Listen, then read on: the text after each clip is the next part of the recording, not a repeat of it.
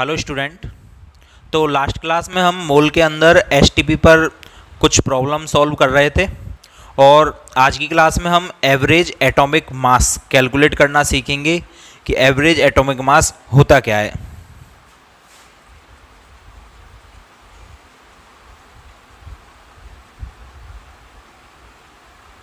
Short में इसे AAM भी बोल देते हैं हम।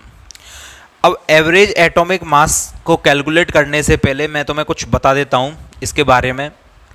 देखो, जैसे मेरे पास कोई एटम है, जैसे मैं कार्बन को ही ले लेता हूँ। कार्बन का परमाणु क्रमांक यानी एटॉमिक नंबर कितना होता है 6 और इसका मास नंबर यानी द्रव्यमान संख्या कितनी होती है 12। ठीक है। अब एक्चुअली कार्बन मॉलिक्यूल जो है, आपको कुछ फॉर्मूले मैंने लास्ट क्लास में बता दिए थे कि प्रोटॉन कैसे कैलकुलेट करते हैं। नंबर ऑफ प्रोटॉन कितने हो जाएंगे इसके अंदर, जितना इसका परमाणु क्रमांक यानी कि एटॉमिक नंबर होगा उतने ही इसके अंदर। मैंने लास्ट क्लास में बता दिया था किसी भी जो एलिमेंट को शो करने का तरीका होता है वो क्या होता है ZXA। Z एटॉमिक नंबर को बोलते हैं, X उसका सिंबल होता है और A उसका एटॉमिक मास यानी द्रव्यमान होता है। तो Z एटॉमिक नंबर यानी परमाणु क्रमांक, A को हम एटॉमिक मास और हिंदी में क्या बोलते हैं द्रव्यमान संख्या। तो Z जो परमाणु क्रमांक होता है यानी कि एटॉमिक नंबर होता है उसी के बराबर तो पाए जाते हैं प्रोटॉन और उसी के बराबर क्या होते हैं इलेक्ट्रॉन। क्लियर है यहाँ तक। लेकिन न्यूट्रॉन जो होता है उसको निकालने का फॉर्मूला क्या था, A में से Z को घटा दिया जाता है या P को घटा दिया जाता है। एक्चुअली E को नहीं घटाते हम इलेक्ट्रॉन को। क्यों? क्योंकि इलेक्ट्रॉन क्या आउटर सेल में होते हैं, एनर्जी देने पर इलेक्ट्रॉन निकल जाते हैं बाहर। जैसे कार्बन का इलेक्ट्रॉनिक कॉन्फ़िगरेशन होता है 1s2 2s2 2p2। ये कैसे आया? यदि आप पे आता है तो बहुत अच्छी बात है, नहीं तो ये हम निकालना सीखेंगे आगे की क्लासों में। अब एक्चुअली ये मेरे पास कार्बन एटम का न्यूक्लियस है और ये इसका 1s ऑर्बिटल, ये इसका 2 सेकंड और जिसमें 2 और 2 4 इलेक्ट्रॉन है। ये जो न्यूक्लियस है इसके अंदर न्यूट्रॉन एंड प्रोटॉन होते हैं और जो ये बनाए ना मैंने, ये सभी क्या है इलेक्ट्रॉन, ये सभी इलेक्ट्रॉन है। अब इसको यदि मैं एनर्जी प्रोवाइड करवा दूं तो एनर्जी प्रोवाइड करवाने पर क्या होगा, ये इलेक्ट्रॉन बाहर निकल सकते हैं। ठीक है। लेकिन नॉर्मल अवस्था में न्यूट्रॉन और प्रोटॉन बाहर नहीं निकलते। इस कारण जो एटॉमिक नंबर होता है वो एक्चुअली प्रोटॉन की संख्या को ही बोला जाता है कि किसी एटम के अंदर जितने प्रोटॉन प्रेजेंट होते हैं वही उस एटम का एटॉमिक नंबर होता है। क्या कह रहा हूं मैं, सुनना ध्यान से। किसी परमाणु के अंदर जितने प्रोटॉन उपस्थित होते हैं वही उस परमाणु का परमाणु क्रमांक या एटॉमिक नंबर होता है। प्रोटॉन की संख्या को ही हम परमाणु क्रमांक या एटॉमिक नंबर बोलते हैं। ठीक है। अब इस मॉलिक्यूल में कार्बन है ये, तो कार्बन में नंबर ऑफ प्रोटॉन कितने होते हैं, जितना उसका एटॉमिक नंबर होगा यानी कि 6। इसमें इलेक्ट्रॉन भी कितने होंगे 6। इसमें न्यूट्रॉन कितने होंगे, तो न्यूट्रॉन के लिए हम क्या करते हैं 12 में से 6 को घटा देंगे, यानी जितना एटॉमिक मास होगा उसमें से एटॉमिक नंबर को घटा देंगे और मेरे पास कितना आ जाएगा 6। क्लियर है। चलो, और इसका मास कितना है 12। ये सभी बातें देखो, जब तक हमारे पास कोई एटॉमिक वेट कैलकुलेट करने की कोई मशीन वगैरह नहीं थी या एपरेटस नहीं थे, तो उस समय एटॉमिक वेट कैलकुलेट करने के लिए हम क्या करते थे, जो प्रोटॉन एंड न्यूट्रॉन का वेट होता है ना उसको ऐड कर लेते थे। और एक बात आप हमेशा याद रखोगे कि प्रोटॉन जो होता है उसका रिलेटिव मास 1 माना जाता है।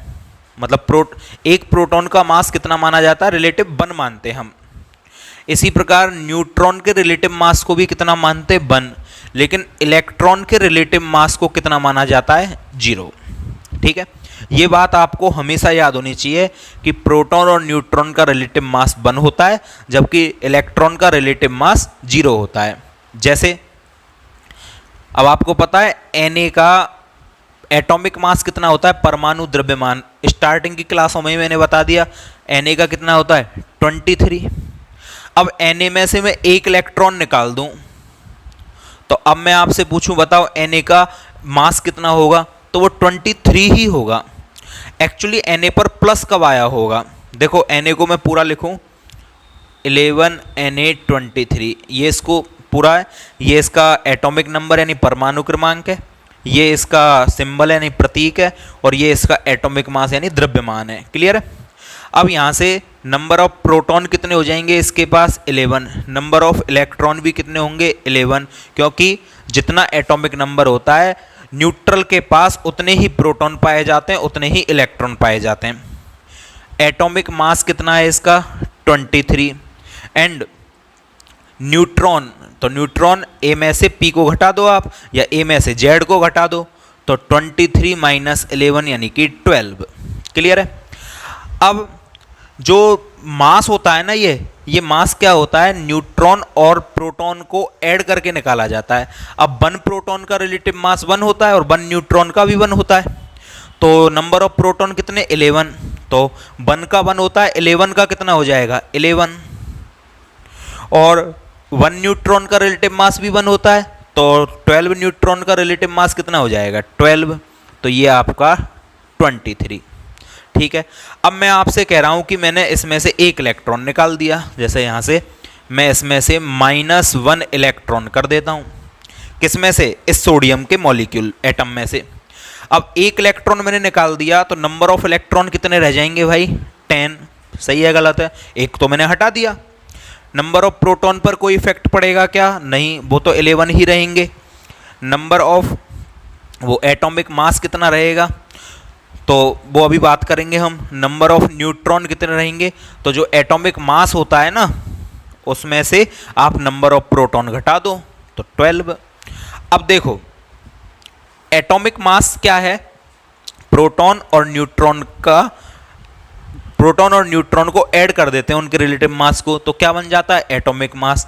तो नंबर ऑफ प्रोटॉन कितने 11, 1 प्रोटॉन का 1 होता है, तो 11 प्रोटॉन का कितना होगा 11, 12 न्यूट्रॉन का 12 हो जाएगा, तो ये भी कितना हो जाएगा 23। अब एक बात बताओ, क्या इलेक्ट्रॉन के निकलने पर एटॉमिक मास में कोई प्रभाव पड़ेगा क्या, नहीं पड़ेगा। ठीक है। तो यदि इलेक्ट्रॉन निकल जाएं तो एटॉमिक मास पर यानी परमाणु द्रव्यमान पर कोई प्रभाव नहीं पड़ता, ये बात आप याद रखोगे। इसको आप ऐसा समझ सकते हो कि मान के चलो आप नहाने जा रहे हो, नहाने जाने से पहले आप अपना वेट करके गए, कितना, मान के चलो आपका वेट था 50 किलो। ठीक है। तो नहा के आने के बाद आपने साबुन लगाया, थोड़ी बहुत गंदगी है वो निकल गई शरीर में से, 1-2 बाल भी झड़ गए। ठीक है। या फिर आपने नेल कटर से नेल काट लिया अपने, और उसके बाद क्या आप जब नहा के वापस आए तो क्या आपका 45 kg वेट रह जाएगा, आपका ज़्यादा से ज़्यादा 10-5 ग्राम वेट कम होगा, 50 ग्राम हो जाएगा कम। तो इसका मतलब ये थोड़ी है, अब वो 50 किलो की तुलना में जो 10-20 ग्राम आपका कम हुआ वो नेग्लेजिबल है। तो ऐसे ही इलेक्ट्रॉन जो होता है ना, इसका वेट नेग्लेजिबल माना जाता है, तो इसका रिलेटिव वेट कितना होता है 0 रिलेटिव मास। ठीक है। और इस कारण यदि इलेक्ट्रॉन निकल जाए या इलेक्ट्रॉन आ जाए तो उसका कोई इफेक्ट नहीं पड़ता है। प्रोटॉन और न्यूट्रॉन को सम्मिलित रूप से न्यूक्लियॉन कहा जाता है, और न्यूक्लियॉन ही क्या होता है आपका एटॉमिक मास यानी परमाणु द्रव्यमान होता है। इनके नंबरों को ऐड कर दिया करो। ठीक है। तो अब आपसे कभी कोई पूछे कि ऑक्सीजन का एटॉमिक मास 16 है, बताइए O-2 का कितना होगा, तो भाई 16 ही होगा।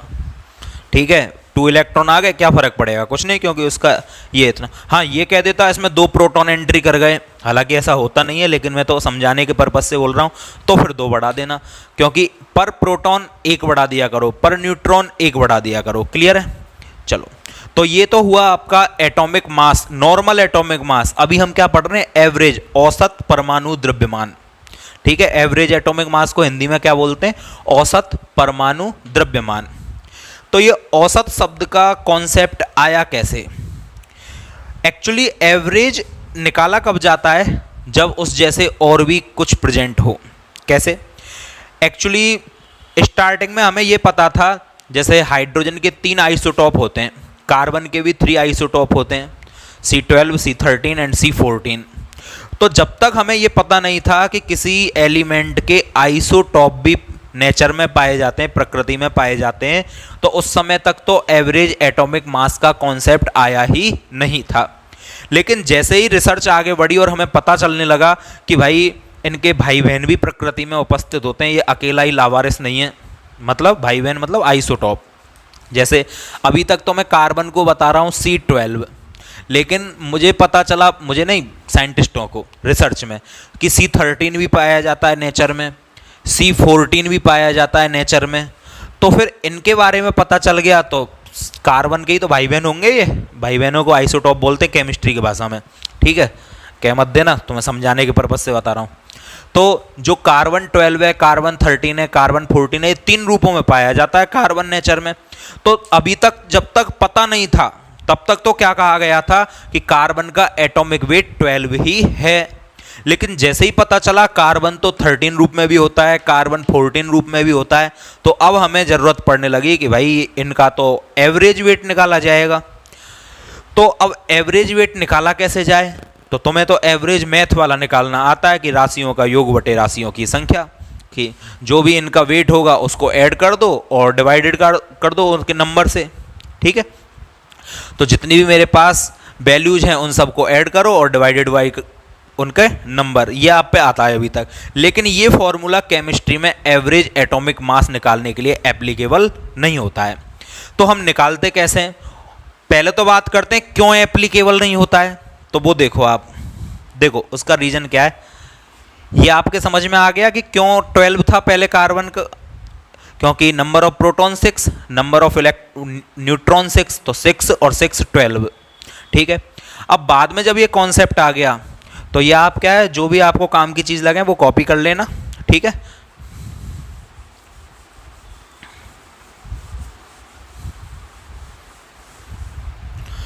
तो अब मान के चलो मेरे पास क्या आ गया, कार्बन 12, कार्बन 13 एंड कार्बन 14, ठीक है। तो नेचर में आइसोटॉप, आइसोटॉप को हिंदी में क्या बोलते हैं? समस्थानिक। तो कार्बन के 3 आइसोटॉप या 3 समस्थानिक नेचर में पाए गए। अब ये जो 3 समस्थानिक थे, इनमें से मान के चलो ये तो था आपका 99%, ये था आपका मैं एक्चुअल वैल्यू नहीं लिख रहा हूँ, केवल समझाने के पर्पज से लिख रहा हूँ। एक्चुअल वैल्यू तो आपको क्वेश्चन में मिलेगी 1%, और ये था मान के चलो 0%, या पॉइंट में कुछ मान लो 0.1% या 0.01%, ठीक है। ये नेचर में उपस्थित हैं। अब एक बात बताओ, इसका वेट तो कितना है 12, इसका वेट कितना है 13 और इसका वेट कितना है 14।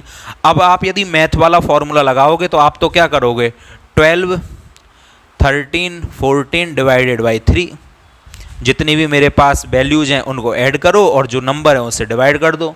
ये आपका मैथ वाला फॉर्मूला होता है एवरेज निकालने का। लेकिन ये एवरेज निकालने का फॉर्मूला यहाँ पर अप्लाई नहीं होगा। क्यों अप्लाई नहीं होगा? क्योंकि ये तो नेचर में पाया जा रहा है 99%, ये नेचर में पाया जा रहा है 1%, और ये नेचर में पाया जा रहा है 0% या 0.01 या 0.02%, ठीक है। तो क्या मैं इस फॉर्मूले को अप्लाई कर पाऊंगा? इसकी भी इतनी वैल्यू ले ली मैंने, इसकी भी इतनी ले ली, इसकी भी इतनी ले ली। तो एक्चुअली क्या होता है, जो एवरेज निकाला जाता है हमारे यहाँ पर एवरेज एटॉमिक मास में, उसमें क्या किया जाता है, सबसे पहले उसके वेट को लिखा जाता है, इनटू मल्टीप्लाई किया जाता है नेचर में उसके परसेंटेज से, कि नेचर में उसका परसेंटेज कितना है। फिर सेकंड वाले आइसोटॉप का वेट लिखते हैं हम, फिर उसके नेचर में जितना उसका परसेंटेज है उससे मल्टीप्लाई कर देते हैं, प्लस फिर अगले वाले का लिखते हैं हम और नेचर में उसका परसेंटेज है उससे मल्टीप्लाई कर देते हैं अपॉन। अब यहाँ पर जो वैल्यूज हैं उनको नंबर हम नहीं लिखते, यहाँ पर हम लिखते हैं कि उसका परसेंटेज कितना है। अब परसेंटेज तो 100 ही होता है, 99, 1 और इसको ऐड करोगे तो 100, तो अपॉन में क्या आ जाएगा आपका 100। कुछ समझ में आया मैंने फॉर्मूला कैसे बनाया? क्या फॉर्मूला होगा, जितना आइसोटॉप मेरे पास है उसके एटॉमिक मास को उसके नेचुरल एविडेंस से मल्टीप्लाई कर दिया करो, कि नेचर में उसका कितना परसेंटेज उपस्थित है उससे उसको मल्टीप्लाई कर दो, सबको ऐड करते जाओ और 100 से डिवाइड कर दो। क्लियर है? देखना एक बार और, मैं इसको दोबारा बता रहा हूँ। तो क्या करेंगे हम, एवरेज एटॉमिक मास निकालने के लिए average atomic mass is equal to summation, summation मतलब सभी को ऐड करना है हमें, और किसको ऐड करना है, परसेंटेज ऑफ आइसोटॉप, ठीक है, परसेंटेज ऑफ आइसोटॉप, जितने भी आइसोटॉप है उनका परसेंटेज लिखना है, इनटू जो जिस आइसोटॉप का हमने परसेंटेज लिखा है उसी के एटॉमिक मास को मैं क्या कर दूंगा, मल्टीप्लाई कर दूंगा। तो एटॉमिक मास अपॉन 100, ये आपका फॉर्मूला एवरेज एटॉमिक मास निकालने के लिए एप्लीकेबल होगा। ठीक है, अब जैसे इस पर इस फॉर्मूले को अप्लाई करें हम, तो कैसे अप्लाई करेंगे, समेशन तो आप जानते हो, ऐड को बोलते हैं, सभी को ऐड करते जाओगे, पहले फर्स्ट आइसोटॉप का परसेंटेज इनटू उसका एटॉमिक मास, फिर समेशन का मतलब ऐड कर दोगे, सेकंड आइसोटॉप का परसेंटेज मल्टीप्लाई कर दोगे उसके एटॉमिक मास से, फिर समेशन का मतलब ऐड कर दोगे, फिर थर्ड आइसोटॉप है तो उसका परसेंटेज उससे मल्टीप्लाई कर दोगे उसके एटॉमिक मास को, 4, 5, 6, 7 जितने भी है उनको ऐसे ही करते चले जाओगे। तो ये फॉर्मूला हमारा एवरेज एटॉमिक मास निकालने के लिए यूज होता है। और अभी तक आप एक बात अच्छी तरह से समझ गए होंगे कि एवरेज एटॉमिक मास हमेशा ही किनका निकाला जाता है, जिनके भाई बहन उपस्थित हों। अब भाई बहन समझ रहे हो ना, आइसोटॉप को बोल रहा हूं मैं। तो जिस किसी भी एलिमेंट के आइसोटॉप नेचर में पाए जाते हैं यानी समस्थानिक प्रकृति में पाए जाते हैं, उनका ही औसत परमाणु द्रव्यमान यानी एवरेज एटॉमिक मास कैलकुलेट किया जाता है और नॉर्मल वाले का नहीं किया जाता। ठीक है, जैसे अब मैं एक दो क्वेश्चन की सहायता से आपको निकाल के बता रहा हूँ। ठीक, ये आप फॉर्मूला कॉपी कर लो। अब हम एक क्वेश्चन करते हैं और उस क्वेश्चन से सॉल्व करेंगे। आप कॉपी करो जल्दी से इसको, क्लियर है? चलो, अच्छा एक चीज़ और तो बता दो मेरे को, आइसोटॉप किसे कहते हैं? ये आइसोटॉप क्या होता है? आइसोटॉप, बार बार एक ही बात आ रही है, आइसोटॉप आइसोटॉप आइसोटॉप। क्या होता है आइसोटॉप? आइसोटॉप का मतलब क्या होता है? ऐसे एलिमेंट जिनका जेड, जेड क्या होता है? एटॉमिक नंबर, परमाणु क्रमांक। तो ऐसे एलिमेंट जिनका जेड तो कैसा हो? सेम, परमाणु क्रमांक तो कैसा हो? समान, लेकिन ए यानी कि एटॉमिक मास कैसा हो? डिफरेंट। ठीक है, तो एलिमेंट है मेरे पास जैसे कार्बन 12, कार्बन 13, कार्बन 14।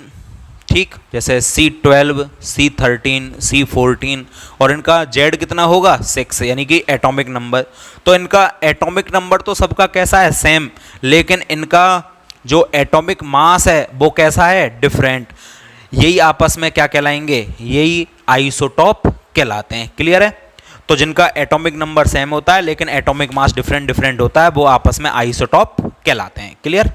चलो अब एक क्वेश्चन कर लेते हैं।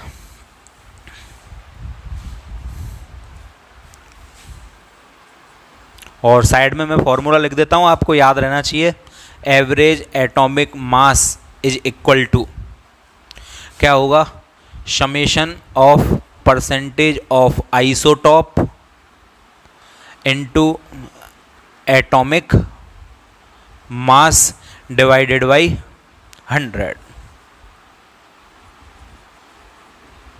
ये फॉर्मूला हमारा जिसको हम अप्लाई करेंगे। क्लियर है? तो क्वेश्चन है, boron has 2 isotope B10 and B11 and their respective percentage is 20 and 80। उनका परसेंटेज कितना है? 20 and 80। Then calculate average atomic mass of boron. तो क्वेश्चन क्या है मेरा? ठीक है, बोरॉन हैज 2 आइसोटॉप, बोरॉन 2 समस्थानिक रखता है B10 एंड B11। बोरॉन के B10 और B11 2 समस्थानिक प्रकृति में पाए जाते हैं जिनका प्रतिशत कितना है? 20 और 80।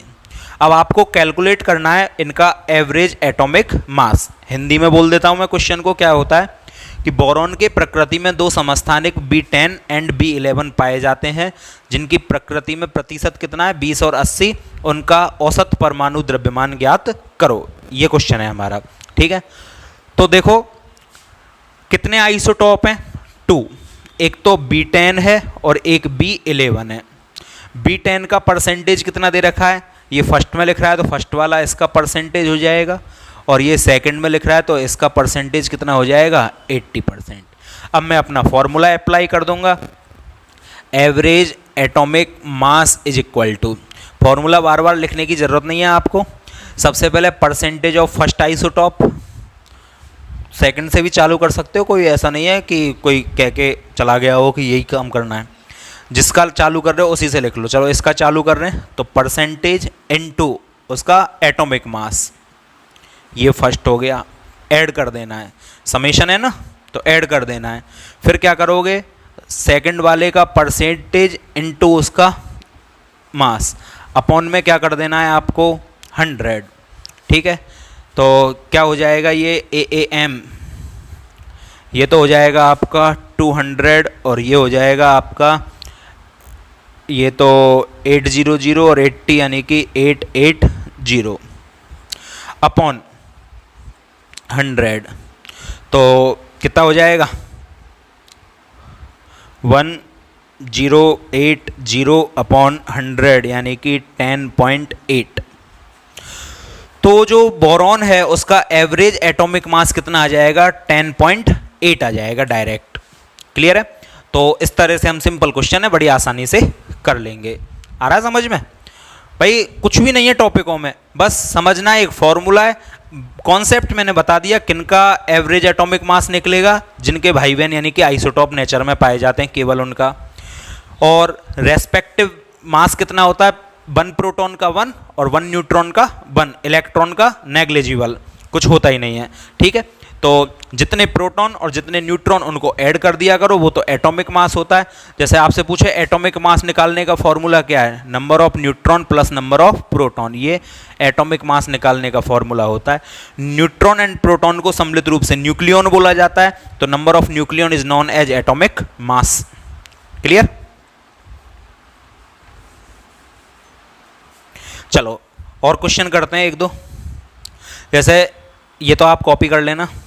सबसे इंपॉर्टेंट क्वेश्चन जो एवरेज एटॉमिक मास के लिए यूज किया जाता है वो होता है आपका क्लोरीन का।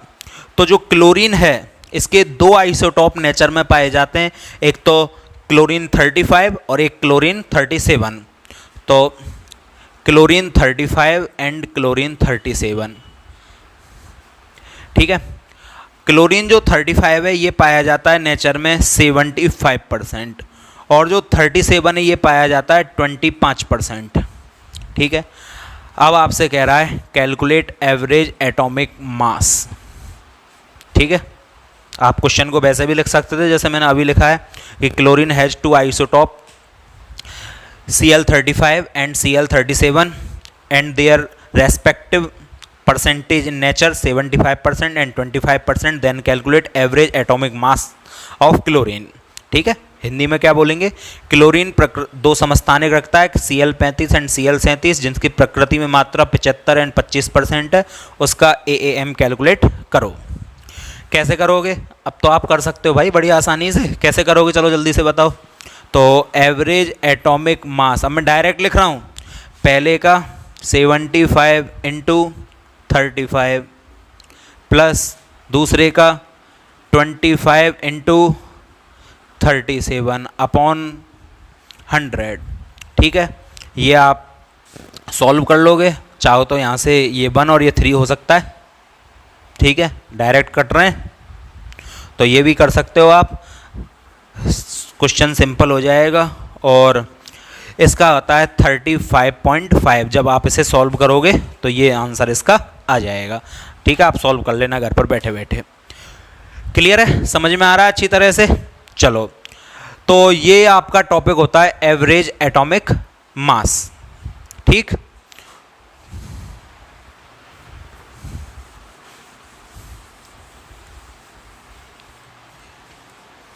अब एक क्वेश्चन आपके लिए,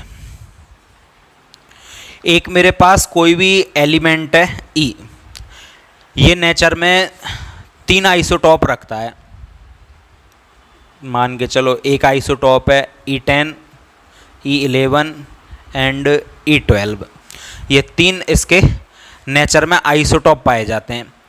एक का है 30%, एक है 20% और इसका मुझे पता नहीं कितना है, ठीक है। तो इसका एवरेज एटॉमिक मास आपको कैलकुलेट करके बताना है। ये आपके लिए क्वेश्चन है, नेक्स्ट क्लास में मैं बताऊंगा, अभी आप इसे सॉल्व करोगे आज और कमेंट में आंसर लिख के बताओगे। हाँ, कमेंट में ये मत लिख देना कि सर आपको ही नहीं पता तो हमें कैसे पता होगा इसका। तो भाई इतना तो 5वीं क्लास का बच्चा जानता है कि ओवरऑल परसेंटेज कितना होता है 100। जब ये 30 है, ये 20 है, तो ये तो ऑटोमेटिक 50 बचा। ठीक है, कर लोगे ना, कोई प्रॉब्लम तो नहीं है। तो ये आपको करके बताना है मेरे को, ठीक है। चलो, ये क्वेश्चन बहुत सिंपल सा क्वेश्चन दिया है, ये करके बताओगे। और आज की क्लास में हमने एवरेज एटॉमिक मास निकालना सीख लिया। नेक्स्ट क्लास में हम सीखेंगे एवरेज मॉलिक्यूलर मास। ठीक है, आज की क्लास में इतना ही। Thank you.